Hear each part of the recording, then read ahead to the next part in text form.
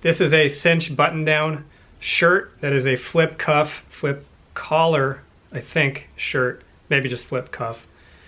Sold for 20 bucks. Cinch is a really strong brand. 20 bucks on Poshmark. I'm pretty fond of Dickies when I can find it for next to no money, which is what I got this for. Sold for 10 bucks.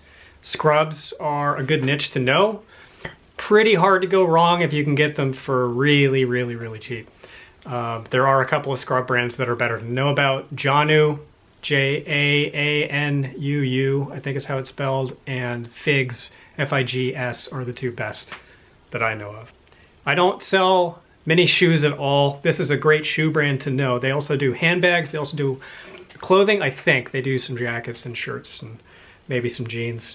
It is Chrome Industries, different than Chrome Hearts, which is another really good brand. And these high top sneakers were listed for 40, took an offer for 36. I price my stuff up a little higher on Poshmark than I do on eBay, just so there's room to haggle, and also because Poshmark takes a bigger cut. This is a pretty trash brand, or an ass brand as they're saying on the streets these days. Still sold for 20 bucks. I got this at the bins. It was in really immaculate condition. I wouldn't pick Lane Bryant up otherwise, but it's a women's plus size. I almost said big and tall, but I think that's strictly men's clothing language. This is a subline of Lucky Brand called Lucky Brand Venice Burnout. That is one of my favorite kinds of Lucky Brand clothing to sell. Every time I find Venice Burnout, as long as it's in good condition and it's not way, way overpriced, I'll pick it up because it all sells really quickly. Overalls are a good article of clothing to know a little bit about. They can fetch some pretty good money. This is a really, really low-end brand, Wallflower. I think this might actually be a girl's brand, as in youth. But it's still flipped for 15. It was up for a while. I thought this would be a quick flip. Got this at the bins, so had basically nothing into it. Picked this t-shirt up for, I think it was $8. And that is a local gym or fitness boot camp called Barry's Boot Camp, local to San Diego where I live. And this sold for 34 bucks. And I don't know if it was because of the Barry's Boot Camp branding or just because of the camo pattern. Camo is a really strong aesthetic right now. It can add quite a bit of value to even basic brands. Lululemon, definitely not a basic brand. So a little surprised that it sold for as much as it did, but the Barry's Boot Camp Lululemon key word search on eBay was really strong when I picked this up. I got this for 6 or 7 bucks. It's Rourke Revival, which is a pretty strong brand and one that I've been selling for a long time. And this sold for 31 bucks. I think because it was this Aztec geometric, yeah, that counts as geometric, Southwestern Aztec print, which is still fairly popular. And Rourke Revival is still going strong. Cycling gear is great to find at the bins. It's another one like Scrubs that is kind of hard to mess up if you can get it for like $1 or less. And especially if it's new with tags. Canary is not that strong of a brand. The sell-through is okay. I think it's around 50% sell-through on eBay. And I priced it reasonably, 20 bucks, and it flipped. These are padded bicycle shorts. They have the big foam thing right in the cool area there. I have said before a number of times that Icebreaker merino wool will still sell even if it has holes in it and stains on it. And I stand by that, and I continually am vindicated in that opinion by my sales. This flipped for 17 bucks, another one that I picked up at the bins. And it sold really quick. That's the tag right there. There are other tags, other logos, depending on the era. I almost said era it was published in. I got books on the brain, but era it was manufactured in. But Icebreaker is a virtually unconditional pickup for me. This is a pair of really uncommon cargo jogger pull-on jeans from Levi's, and they kind of have a vintage aesthetic on the tag, but they are not truly vintage. You can tell based on this material tag. The actual vintage Levi's tag will be really papery. Maybe, you know, late 90s, maybe early 2000s, I would say at the very earliest, but they're just weird. And these are kind of aesthetically what a lot of people are looking for.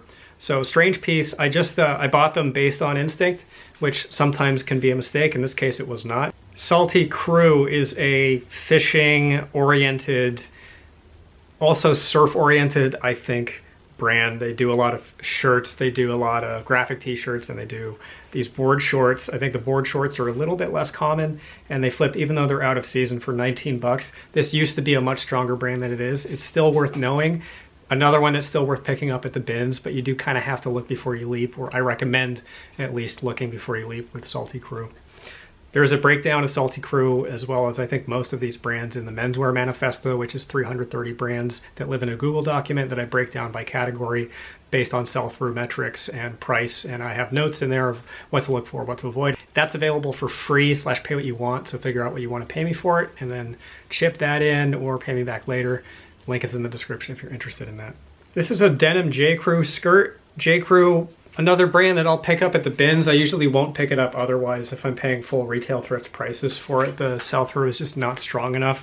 But if I can pick this up for really, really cheap and sell it for really, really cheap, I still make an okay enough margin to make it worth it for me. So a long tail item becomes a short tail item when you can bracket the price way down. The demand will be much higher for it. Really great brand to know. This is a Gunny Sacks for Jessica McClintock dress. I'm not familiar with Jessica McClintock. Gunny Sacks, however, is, as far as I know, one of the most in-demand vintage women's brands. And this actually was missing a pad in the chest, and I think it had other issues with it as well. And it was sitting up there for a little bit, but it still flipped for 28 bucks. So if you find stuff that's like through the roof nice or expensive, but it has flaws with it, still consider picking it up and flipping it for way discounted prices. Like if you found like a Brioni cashmere suit jacket or something and it had a hole in it and you could get it for whatever, really cheap. Yeah, you can't sell it for 150 bucks anymore, but you might be able to sell it for 30. And what's really the difference between selling that for 30 and selling a shirt for 30 is the same profit margin, you know, assuming that the shipping would be the same. You get the point. This pair of shorts, I am not surprised flipped, although I would have thought they would have taken a little bit longer. I figured we would probably have to wait until, I would have to wait until spring to flip this, because this is a summer fabric. This is what's called seersucker, and that is a great keyword to know. And you've probably encountered this at some point before. You may not have known the proper title for it, but it's that cotton. It's usually like a lightweight cotton fabric that has the ruffled texture, and it has this striping. A lot of the times it's kind of brick red or yellow or blue like this. It's really preppy, really summery fabric. If you can find vintage seersucker, that's typically worth or potentially worth a lot, especially in brands like Brooks Brothers. I think Brooks Brothers specifically, the seersucker, the vintage seersucker is worth a lot of money. So that can be a clue that it's something worth picking up. Over to eBay now. I've had really good luck with these, I don't know how to pronounce it, SPRZNY shirts, graphic shirts. It's a Uniqlo collaboration with some famous artists, and this is a Basquiat, and that is a really, really good artist to know. I would say the two best artists to know in terms of resale demand are Basquiat, this guy, who I had people get annoyed at me for saying was French. He's Haitian, or was Haitian, no longer alive. And Keith Haring, H-A-R-I-N-G. You'll recognize both of their work if you look it up. Those are two of the best people to find. And I guess Warhol, although Warhol is a little more or less niche than these two. Probably, depending on what it is, just generic pieces probably worth a little bit less. Got these at the bins and listed them today, and they sold within 5 minutes of listing them, which doesn't always happen with Lululemon, even strong brands like Lululemon.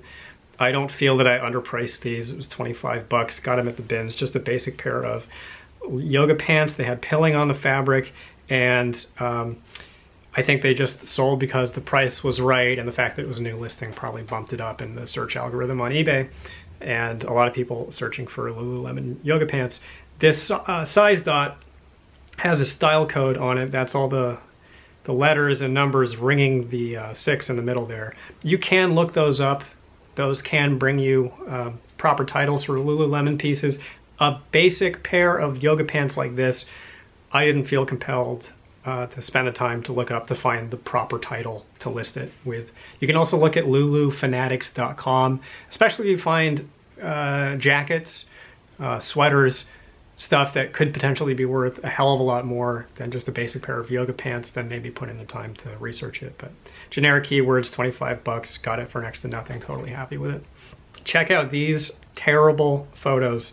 This is from when I lived up in LA, and I had gotten this for $1, and I was experimenting with outdoor flat lay photos, and knew even less about photography then than I do now, which isn't a whole hell of a lot, but I was taking photos on a DSLR camera and not doing a very good job of it. So this was sitting for a long time, finally flipped for 30 bucks. Yeah, would have been a faster flip had I not been in remedial mode here. This pair of REI pants sold on a best offer, 10% off for 19 bucks, 79 cents. Yeah, these long hiking pants can do really well. REI is a pretty uneven brand. At the bins, I would say you're pretty safe, but I don't remember if I sourced these at the bins or not.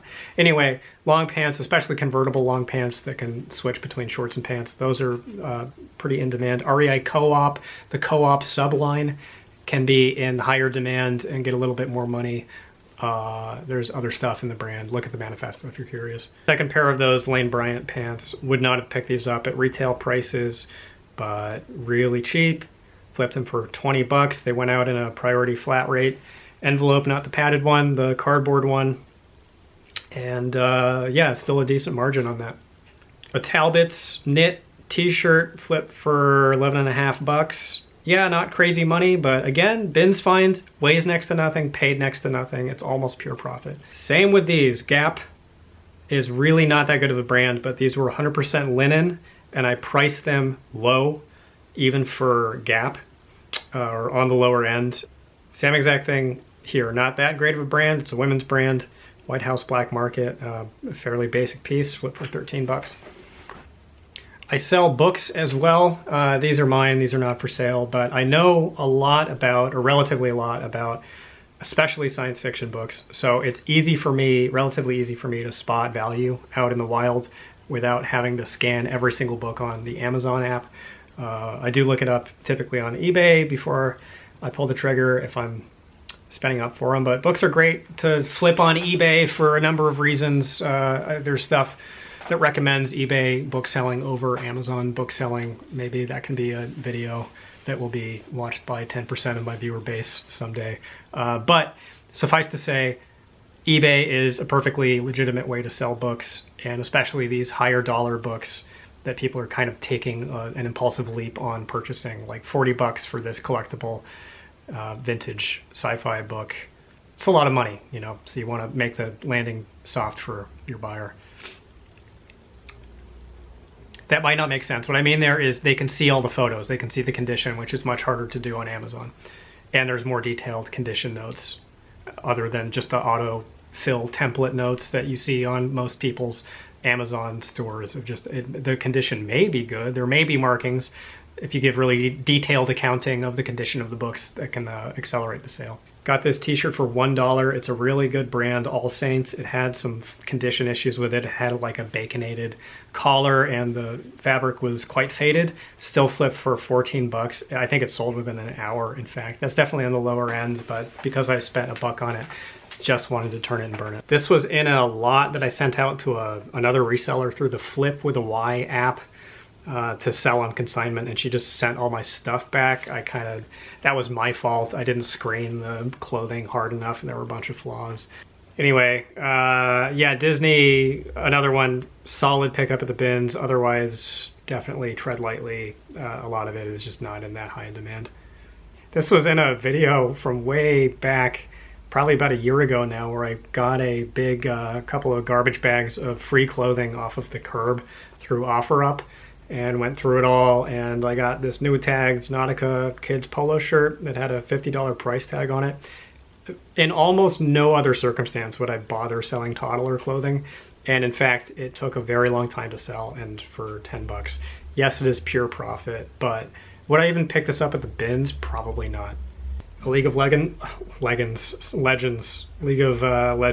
sweater from one of the tournaments. I don't really know anything about the game. 23 bucks, 50 cents. Video game clothing, surprisingly a strong niche. It takes, I would think, some specialist knowledge to be able to wing it, but pretty easy stuff to look up.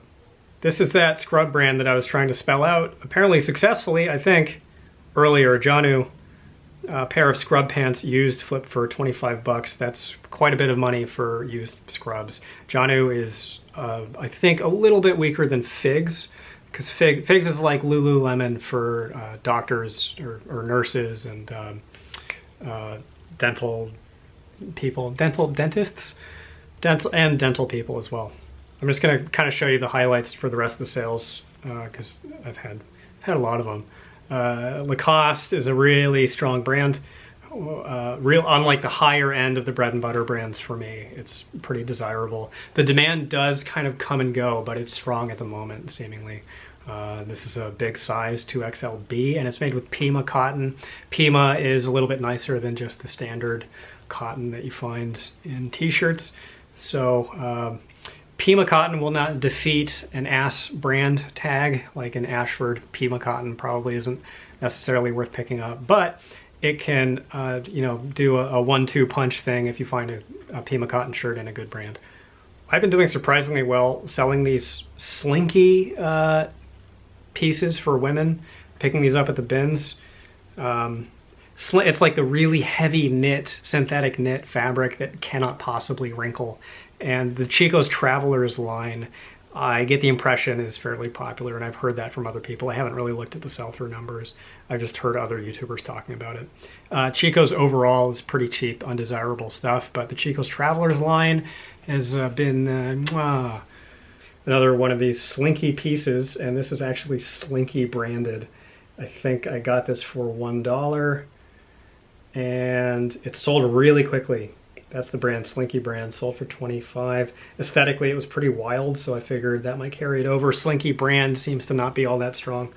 I got this suit for $2. It was a huge windfall. Hugo Boss is a strong-ish suit brand. It's not that strong overall, just on a brand level. It's not all that desirable, but I've done really well with their suits over the years. So if you can find them for, I would say, if you can find a two-piece suit in perfect condition, and it's relatively recent in its manufacture and style, I would say just pick that up because you could probably get away with flipping it for $100. And this flipped almost right away. I had it priced at $100, which is kind of my default suit price.